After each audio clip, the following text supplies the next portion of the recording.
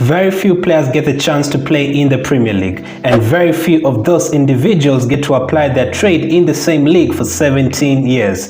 And in the modern era, not many get to feature for the same club for close to a decade. A certain Lennon did all that. If you watch football in the 2000s, his name is definitely familiar to you, and you might even be holding on to a few memories of him as a player. So let's take a trip down memory lane and look at his journey. Welcome to Football Reminisce, and this is the career story of Lennon.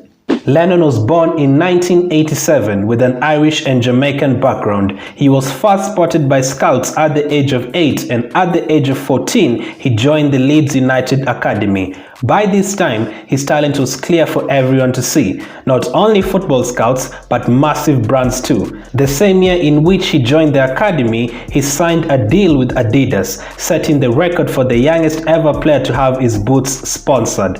That was not the only record he would set in his early days. He was promoted to the first team in 2003 and made his debut against Tottenham in August of 2003, becoming the youngest ever player to appear in the Premier League at the age of 16 and 129 days. Lennon went on to feature 11 times for Leeds that season in what was a tough campaign for the West Yorkshire side, which saw them relegated to the Championship. He featured 27 times for Leeds in the Championship, scoring his first goal for the club on Boxing Day of that year. Leeds United unfortunately failed in their attempts to make an immediate return to the top flight, finishing in the bottom half of the table. Despite Lennon not wanting to leave, he was sold alongside a number of players that summer after Leeds fell into deep financial bother and cleared out their playing staff. Next up, London. Tottenham, the team he had made his debut against 2 years prior. $1 million is all Spurs had to pay for the teenager. He made 27 Premier League appearances for Spurs in his first season and was nominated for the PFA Young Player of the Year. Rooney eventually won that award, but getting the recognition was a big deal. That was not the only recognition Lennon got. At the end of the same season, he was called up to the England 2006 World Cup squad. He was 19 and had never won an international cup for England before, but here he was, at the very big stage, with the likes of Gerrard, Lampard and Rooney. England were drawing 0-0 with Trinidad and Tobago in the group stage before their rivals of Lennon and Rooney. They went on to win that match by 2-0. He featured again in the quarterfinals against Portugal, replacing the injured David Beckham. Back at his club, in the 2006-2007 season, he scored the winning goal against Chelsea, Tottenham's first win against the Blues in the Premier League era. Great bit of skill, and Lennon with a chance! Will this finally be Tottenham's day? That was one of the 10 Premier League goals he contributed to that season, scoring 3 and assisting 7, and he was nominated once again for the Young Player Award. Really tough competition once again, as he lost to the one and only Cristiano Ronaldo that year.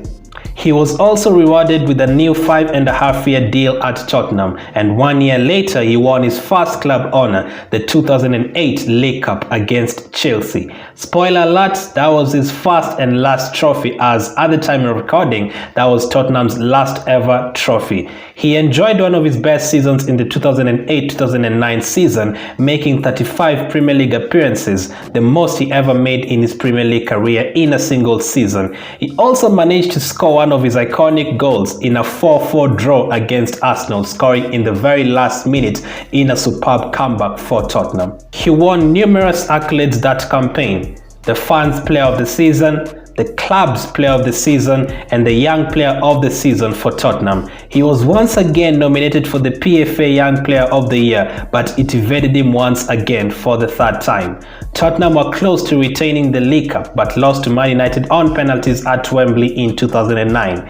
He suffered a couple of injuries in the 2009-2010 season, missing almost half of the Premier League games. He was part of a memorable game though, Tottenham's 9-1 win against Wigan, a game that is quite rightly remembered for Defoe's 5 goals.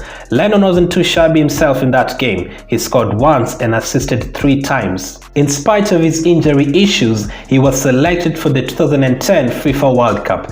A couple of his memorable moments came in the 2010-2011 season, scoring a last-minute winner against Liverpool in November and a blistering run to assist Peter Crouch against AC Milan at the San Siro, a tie which ended 1-0, that being the only goal over the two legs, sending Spurs to the quarter-finals. He captained his side for the first time in the Europa League against Lazio in 2012.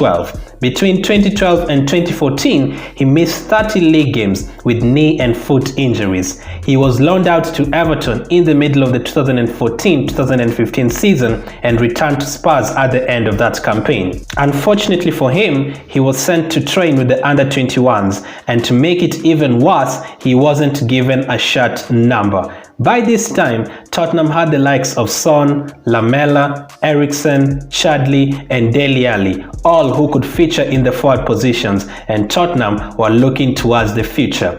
Aaron was not in Pochettino's plans and a solution had to be found. It was time to move on. 10 years with the North London club, a team that he joined as an 18-year-old back in 2005. £4.5 million later, and he was now an Everton player on a permanent deal. He scored against his former club Tottenham that season. Speaking of goals, interestingly enough, during his 10 years with Spurs, he never scored more than 5 goals in a single campaign, but in his very first year at Goodison Park, he managed 6 under manager Roberto Martinez. Martinez was sacked at the end of that season and replaced by Ronald Koeman. Lennon only featured 11 times under Koeman that season, and in the following campaign he suffered with muscular problems. Everton themselves went through 3 managers that year, and this didn't help. He didn't score a single goal for 2 years. It's important to mention that during this time as well, he was actually hospitalized and was said to be receiving treatment for stress-related illness. Thankfully, he did recover and continue his football career. He made his move to Burnley in January of 2018, spent 2 years there before experiencing a different country and league, Turkey, with Kayserispor on a 1-year deal. He eventually resigned for Burnley in a season where the Clarets were relegated and got rid of several players, including Lennon. So how good was Aaron Lennon? During his time in the Premier League, he featured 416 times, contributing 86 attacking returns. That's a return almost every 5 games. One of the biggest criticisms of his game was the lack of goals, which is fair enough. For a player of his ability, he should probably have scored more, but maybe there's a reason he didn't. In the words of Jermaine Defoe, and I quote, "Azza was very unselfish. There's a couple of times he could have scored by himself, but decided to pass to me. He even said to me that I'm here to assist you, not to score goals." He was so intelligent and didn't get the credit he deserved. Those were the words of Jermaine Defoe as he included Aaron Lennon in the best 11 players he ever played with. Aaron Lennon was an absolute threat on the pitch, and on his day, he would tear apart fullbacks for fun with his speed and skill. Just ask a certain Patrice Evra.